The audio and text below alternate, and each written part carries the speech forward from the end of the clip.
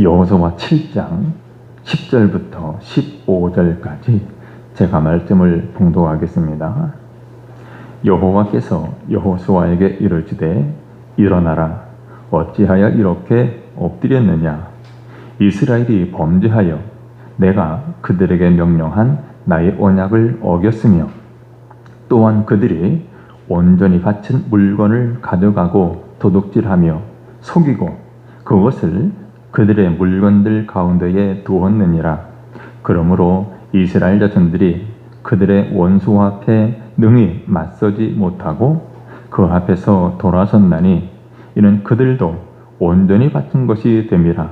그 온전히 바친 물건을 너희 중에서 멸하지 아니하면 내가 다시는 너희와 함께 있지 아니하리라. 너는 일어나서 백성을 거룩하게 하여 이르기를 너희는 내일을 위하여 스스로 거룩하게 하라. 이스라엘의 하나님 여호와의 말씀에 이스라엘아, 너희 가운데에 온전히 바친 물건이 있나니 너희가 그 온전히 바친 물건을 너희 가운데서 제하기까지는 내 원수들 앞에 능히 맞서지 못하리라. 너희는 아침에 너희의 지파대로 가까이 나오라.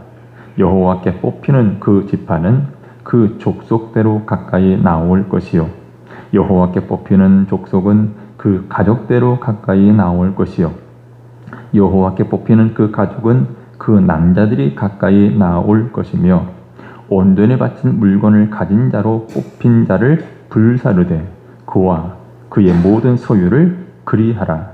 이는 여호와의 언약을 어기고 이스라엘 가운데에서 망령된 일을 행하였음이라 하셨다 하라. 아멘. 여러분, 우리는 매일 수많은 선택을 하며 살아갑니다. 크고 중요한 결정을 할 때도 있지만 대부분 아주 작은 선택들입니다. 사람들 앞에 내가 정직하게 말할 것인가, 아니면 조금 속일 것인가, 또 하나님을 먼저 생각할 것인가, 아니면 내 유익을 먼저 생각할 것인가, 이러한 수많은 선택들을 하며 살아갑니다.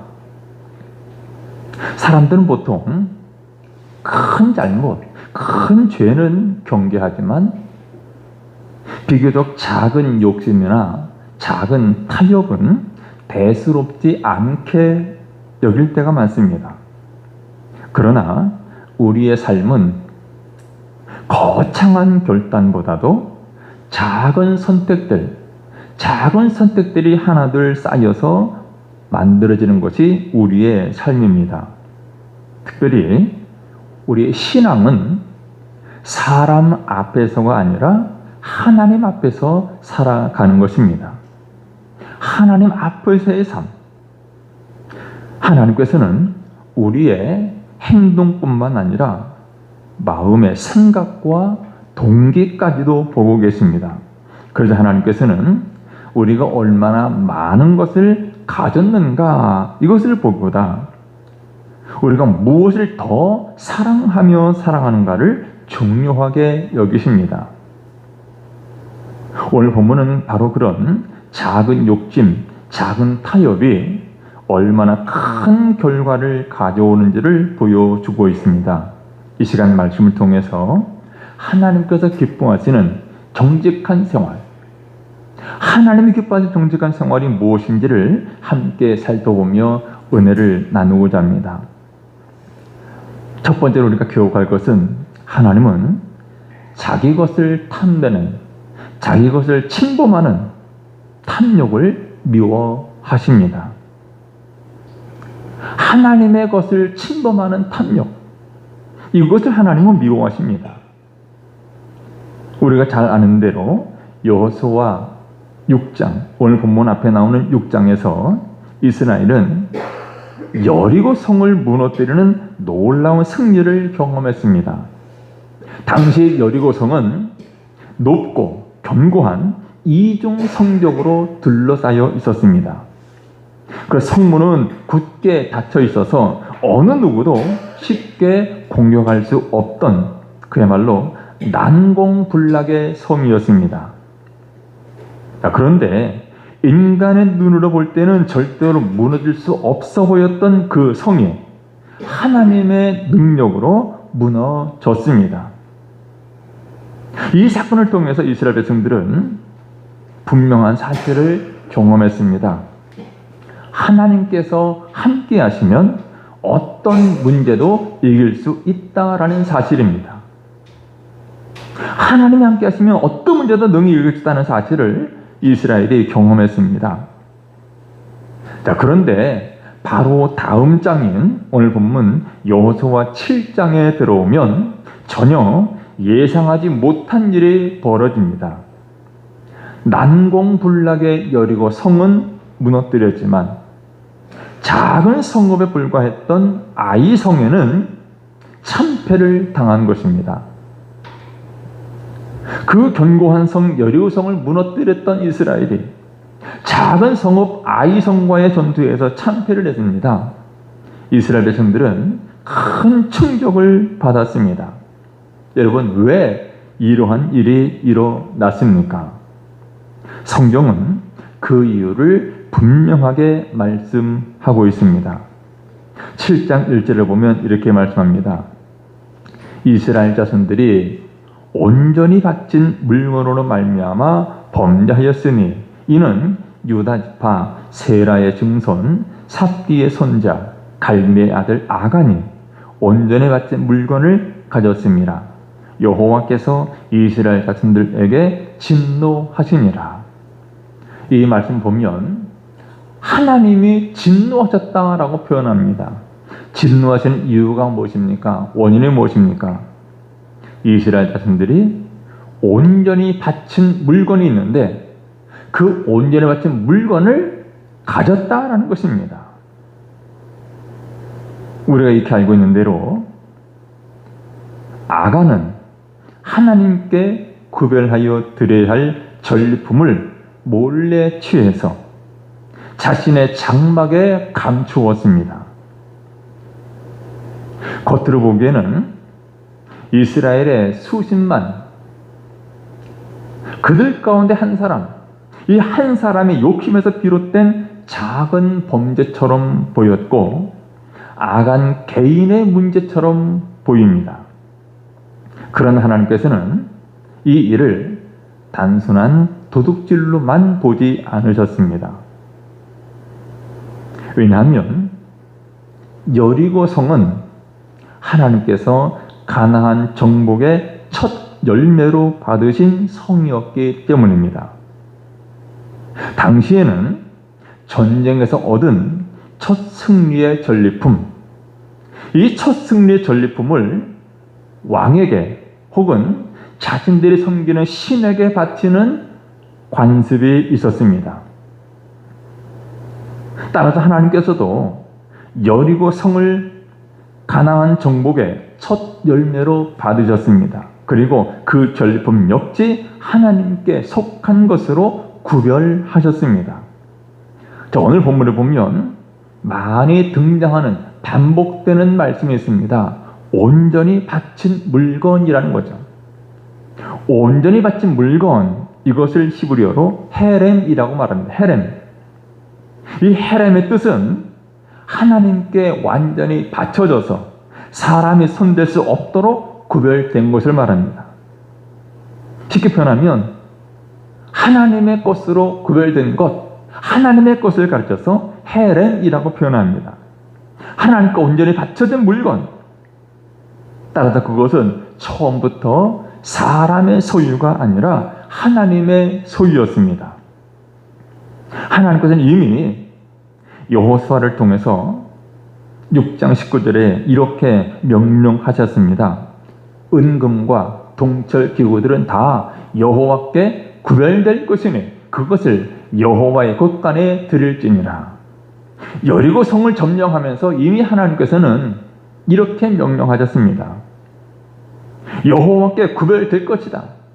그것을 여호와의 곳간에 드려라. 무슨 말입니까? 이것은 헤렘이라는 거죠. 하나님의 것이라는 것입니다. 그런데 아간은 하나님의 말씀보다도 자신의 욕심을 채우려고 했습니다. 하나님께서 구별하신 것을 하나님의 것으로 인정하지 않고 자신의 것으로 만들고자 했습니다. 결국 그의 죄는 단순히 물건을 훔친 죄가 아니라 하나님의 것을 자기 것으로 삼으려 한 하나님께 대한 불순종이었습니다. 나중에 그는 제비뽑기에서 자신이 범죄자인 것이 드러났죠. 그때 그는 자신의 죄를 이렇게 고백합니다. 7장 21절 말씀 보면 내가 노력한 물건 중에 시날산의 아름다운 외투 한 벌과 은 200세겔과 그 무게가 50세겔 되는 금덩이 하나를 보고 탐내어 가졌나이다. 보고 탐내어 가졌나이다. 이 고백 속에 죄가 자라나는 과정이 그대로 담겨져 있습니다. 그는 먼저 보았습니다. 그리고 탐냈습니다. 그 다음에 가졌죠. 그리고 마지막으로 숨겼습니다. 아담이 범죄할 때도 마찬가지죠. 보았습니다. 탐냈습니다. 그것을 먹었습니다. 자신의 죄를 숨기려고 했죠. 여러분, 죄는 어느 날 갑자기 완성되지 않습니다. 눈을 통해서 들어온 욕심이 마음에 자리를 잡고 그 욕심이 행동이 되고 결국 죄를 감추려고 합니다. 사실 아간은 외투 한 벌과 은 몇 덩이, 금덩이 하나를 얻었다라고 생각했을지 모릅니다. 그러나 그는 물건을 얻고 물질을 얻고 하나님의 은혜를 잃어버렸습니다. 눈앞에 작은 이익을 붙잡으려다가 하나님께 주시는 참된 복을 놓쳐버린 것입니다. 여러분, 오늘 우리들도 이런 같은 시험 앞에 살아갑니다. 사탄은 지금도 우리에게 속삭입니다. 그 정도는 괜찮아. 다들 그렇게 해. 조금쯤은 내 몫으로 챙겨도 돼. 라고 속삭입니다. 그런 하나님께서는 우리에게 물으십니다. 너는 정말 나를 신뢰하느냐? 나를 신뢰하느냐라고 물으십니다. 여러분, 물질은 단순히 돈의 문제가 아닙니다. 물질은 우리의 믿음이 드러나는 영역입니다. 우리가 무엇에 가장 많은 관심을 두고 무엇을 위해서 기꺼이 시간과 돈을 사용하는지를 보면 우리의 마음이, 우리의 믿음이 어디에 있는지, 얼마나 큰지를 알 수가 있습니다. 아간의 죄가 심각했던 이유도 바로 여기에 있습니다. 그가 취한 것은 단순한 전리품이 아니라 하나님께 온전히 구별된 헤렘이었습니다. 하나님께 드려야 할 것을 자신의 것으로 삼은 것입니다. 결국 그의 문제는 돈의 문제가 아니라 하나님을 신뢰하지 못한 믿음의 문제였습니다. 여러분, 오늘 우리에게는 여리고성을 점령하고 얻은 전리품 이런 것들은 없죠. 그러나 하나님께서는 여전히 우리에게 물질을 맡기시고 그것을 어떻게 사용하시는지를 살펴보십니다. 특별히 11조와 헌금은 단순히 돈을 얼마나 드리느냐의 문제가 아닙니다. 11조를 드리는 것, 이것은 내 삶의 주인이 누구냐는 것을 분명히 하는 것입니다. 내 삶의 주인은 하나님이십니다. 내가 가진 모든 것은 하나님께서 주신 것입니다. 고백하는 믿음의 표현이 11조입니다. 그런데 때로는 생활비 다 계산하고 저축을 계획하고 필요한 것들을 모두 채운 뒤에야 하나님께 드릴 것을 생각할 때가 있습니다.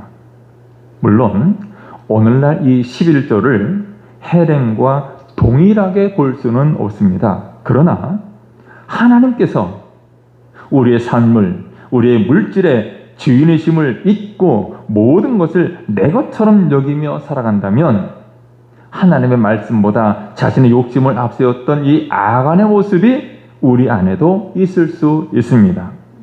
여러분 생각해 보시기 바랍니다.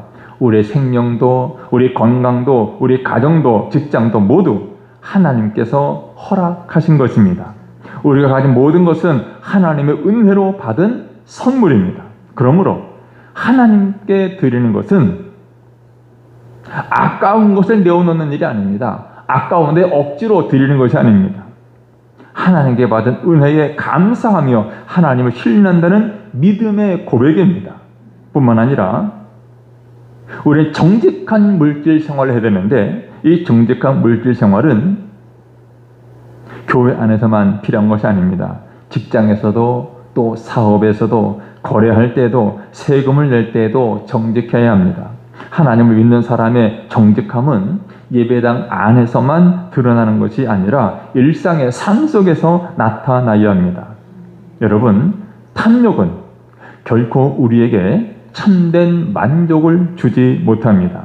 눈앞에 이익은 얻을 수 있을지 몰라도 하나님의 은혜와 하나님의 평안을 잃게 만들 수 있습니다. 여러분, 탐욕을 내려놓고 하나님을 온전히 붙드시길 바랍니다. 하나님께서 주신 물질을 정직하게 사용하며 하나님을 신뢰함으로 하나님께 영광 돌리는 삶을 살아가시기를 주님 이름으로 축원합니다. 두 번째 생각할 것은 하나님 앞에서는 숨길 수 있는 죄가 없다라는 것입니다. 결코 하나님 앞에서는 죄를 숨길 수가 없습니다. 여러분, 아간의 문제는 단지 탐욕에서 끝나지 않습니다. 탐욕은 결국 죄를 낳았고 죄는 다시 숨김으로 이어졌습니다. 아간은 하나님께 바쳐야 할 전리품을 가져다가 장막 땅속 깊이 숨겼습니다. 사람들의 눈에는 보이지 않는 곳이었습니다. 그는 아마도 아무도 모르겠지, 시간이 지나면 그냥 넘어가겠지라고 생각했을 것입니다. 그러나 사람이 보지 못하는 것을 하나님은 보고 계셨습니다. 여러분 보십시오. 아이성 전투에서 패배한 후에 이스라엘 백성들은 당황했습니다. 충격을 받았습니다. 지도자인 여호수아도 왜 이런 일이 일어났는지 도대체 이해할 수가 없었습니다. 이스라엘의 장로들도 패배한 원인을 몰랐고 백성들까지도 다 알지 못했습니다. 왜 우리가 저 작은 성읍 아이성을 점령하지 못하고 패했을까? 그런데 사람들은 문제의 원인을 찾지 못했지만 하나님은 이미 그 이유를 보고 계셨습니다. 바로 숨겨진 죄가 공동체 가운데 있었기 때문입니다. 그래서 하나님께서 여호수아에게 말씀하셨습니다. 10절 11절에 보면 일어나라, 어찌하여 이렇게 엎드렸느냐? 이스라엘이 범죄하여 내가 그들에게 명령한 나의 언약을 어겼으며 또한 그들이 온전히 바친 물건을 가져가고 도둑질하며 속이고 그것을 그들의 물건들 가운데에 두었느니라. 하나님께서는 아간이 무엇을 가져갔는지 또 어디에 숨겼는지 그리고 그 마음속에 어떤 욕심이 있는지까지 모두 알고 계셨습니다. 여러분, 이것은 우리에게도 매우 중요한 교훈을 줍니다. 사람들은 우리의 겉모습만 볼 수 있지만 하나님은 우리의 마음을 보십니다. 사람들은 우리가 한 행동을 보지만 하나님은 왜 그렇게 했는지 그 이유, 동기까지 살피십니다. 그래서 진정한 믿음은 사람들이 보는 것보다 아무도 보지 않는 곳에서 우리 믿음이 드러납니다. 여러분, 교회에서는 누구나 믿음 좋은 사람처럼 보일 수 있습니다.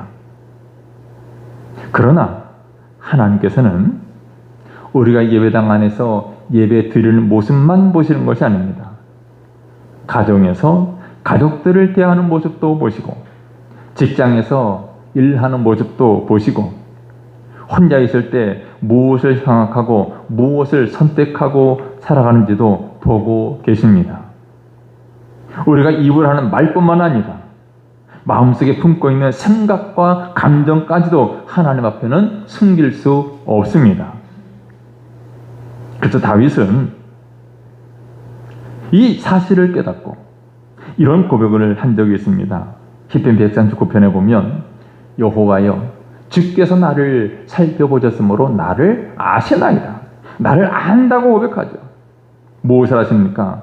주께서 내가 안고 일어섬을 아시고 멀리서도 나의 생각을 밝게 아시오며, 안고 일어서는 것까지도 아시고 생각까지도 밝게 아신다고 고백을 합니다. 또한 그는 이렇게 말하죠. 7절에 보면 내가 주의 영을 떠나 어디로 가며 주의 앞에서 어디로 피하리까? 하나님 앞에서는 어디로도 갈 수가 없다는 것, 어디로도 피할 수가 없다는 것입니다. 여러분, 하나님을 피해서 숨을 곳은 아무 데도 없습니다. 우리의 말과 행동뿐만 아니라 마음 깊은 곳까지도 하나님을 알고 계십니다. 그러나 여러분, 이것은 어떻게 보면 두려운 일이기도 하지만 오히려 이것은 우리에게 큰 위로와 소망을 주는 말씀입니다.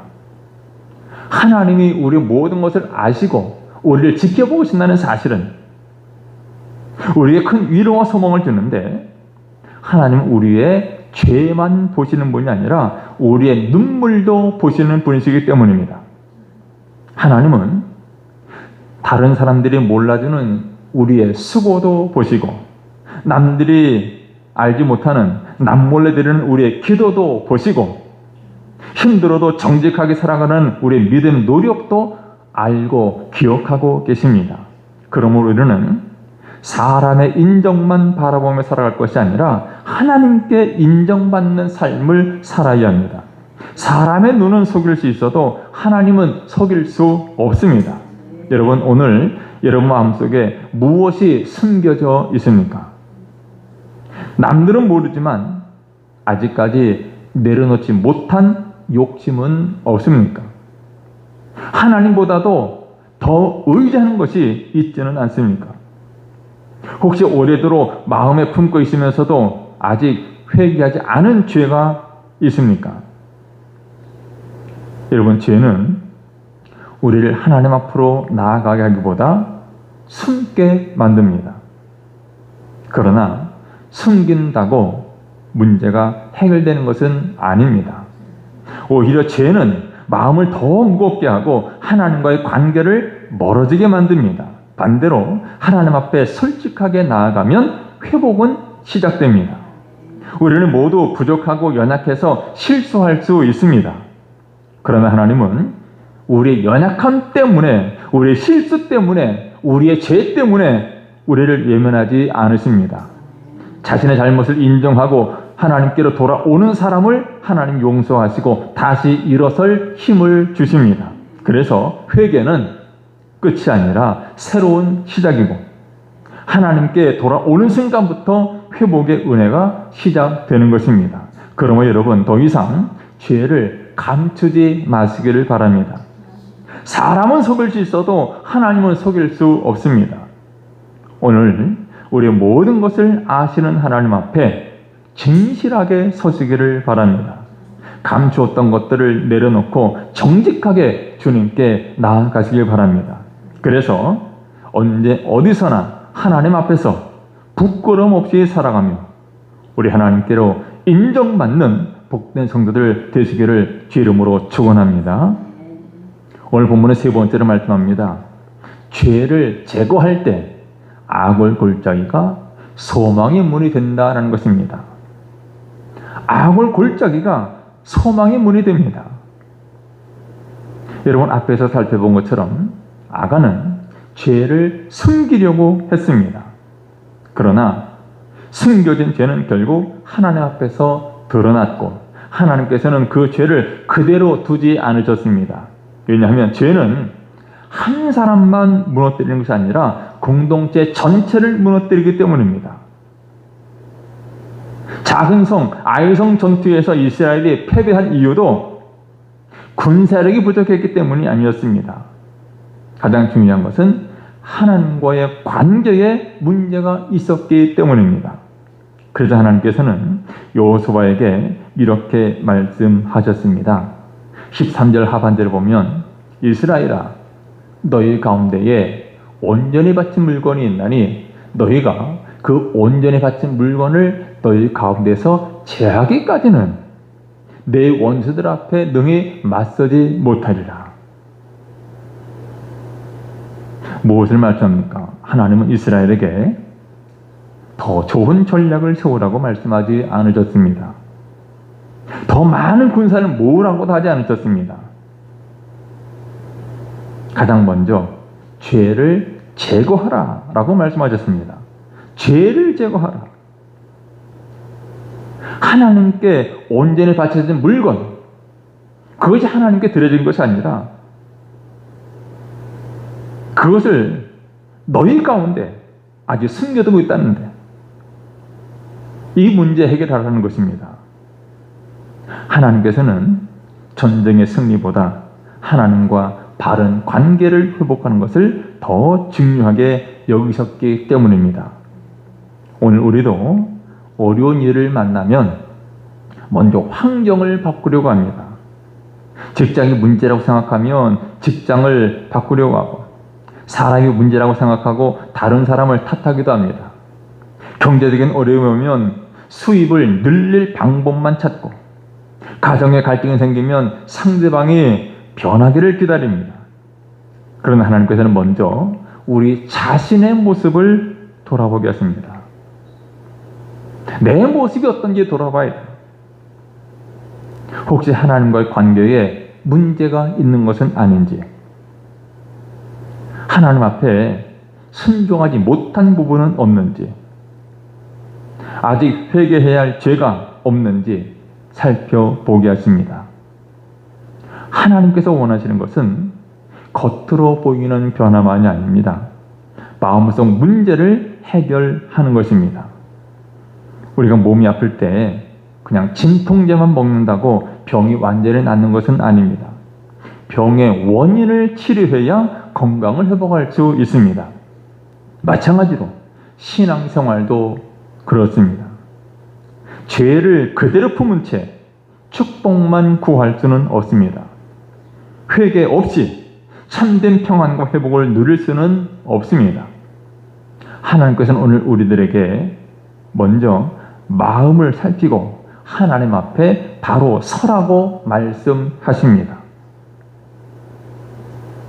본문을 보면 결국 아간은 자신이 숨겨두었던 전리품과 함께 가족과 또 그의 가축과 그의 장막 모든 소유물을 이끌고 어디로 끌려갑니까? 아골 골짜기로 끌려갑니다. 아골 골짜기. 그곳에서 여호수아가 선언합니다. 25절을 보면 네가 어찌하여 우리를 괴롭게 하였느냐? 여호와께서 오늘 너를 괴롭게 하시리라. 내가 범죄함으로 우리 이스라엘 공동체가 큰 어려움을 당했는데 이제는 하나님께서 너를 괴롭게 하실 것이다.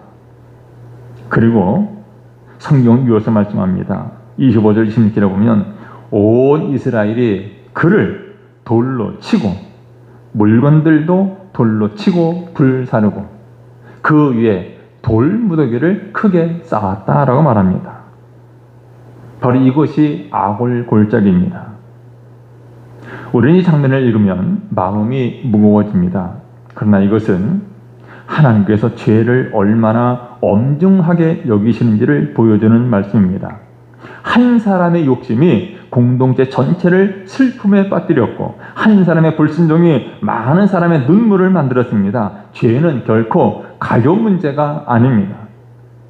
그러나 여기서 우리가 반드시 기억해야 할 것이 있습니다. 하나님의 심판은 끝이 아니라 회복을 위한 시작이라는 사실입니다. 훗날 하나님께서는 호세아 선지자를 통해서 놀라운 약속을 주셨습니다.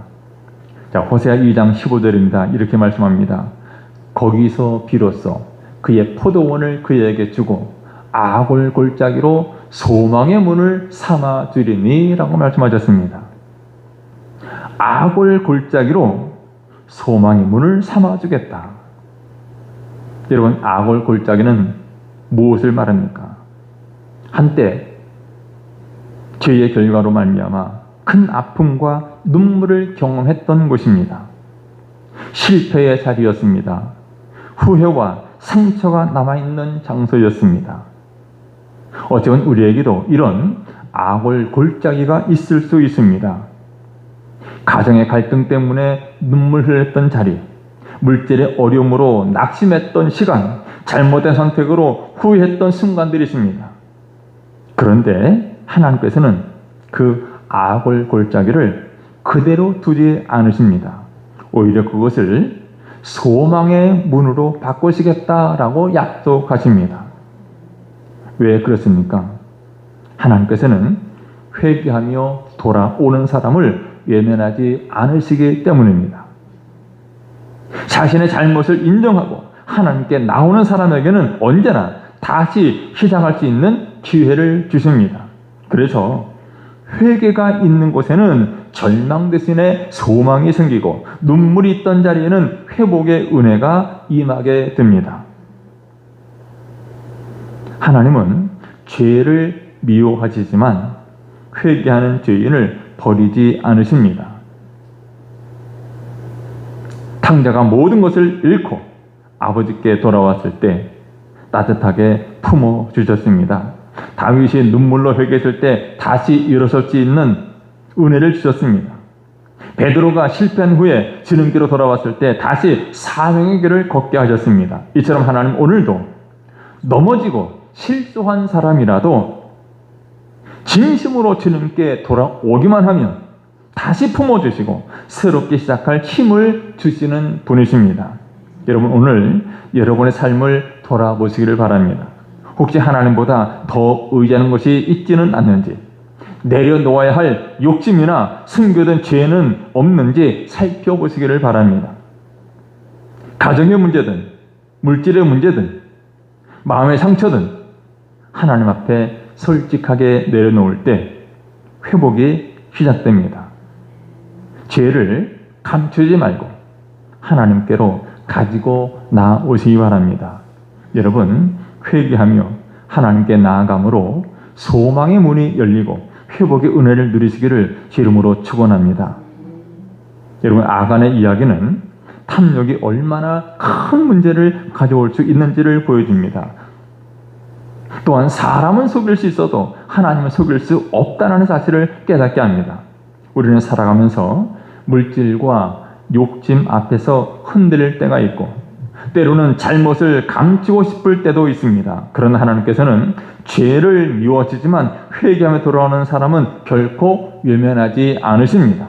그러므로 하나님보다 더 의지하고 더 사랑하는 것이 있다면 내려놓고 마음속에 숨겨둔 죄가 있다면 정직하게 하나님 앞에 회개하시기를 바랍니다. 하나님을 신뢰하며 바르게 살아가려고 힘쓸 때 우리의 가정과 우리 교회와 그리고 우리 삶에도 회복의 은혜가 임할 것입니다. 하나님께서 우리의 악을 골짜기를 소망의 문으로 바꿔주신 은혜를 누리며 살아가는 여러분 모두 되시기를 주님의 이름으로 축원합니다. 기도하겠습니다. 거룩하신 우리 하나님, 오늘 말씀을 통해 탐욕을 버리고 하나님만 신뢰하며 사랑하여 함을 깨닫게 하시니 감사합니다. 아간처럼 인간의 욕심을 따라 살아가지 않게 하시고 하나님보다 더 붙들고 있는 것들을 내려놓게 해 주옵소서. 숨겨진 죄가 있다면 정직하게 회개하게 하시고 물질과 삶의 모든 영역에서 하나님을 신뢰하며 살아가게 해 주옵소서. 우리의 가정, 우리 교회가 거룩함을 회복하게 하시고 악을 골짜기를 소망의 문으로 바꾸시는 주님의 은혜를 경험하게 해 주옵소서. 예수님의 이름으로 기도드리옵나이다. 아멘.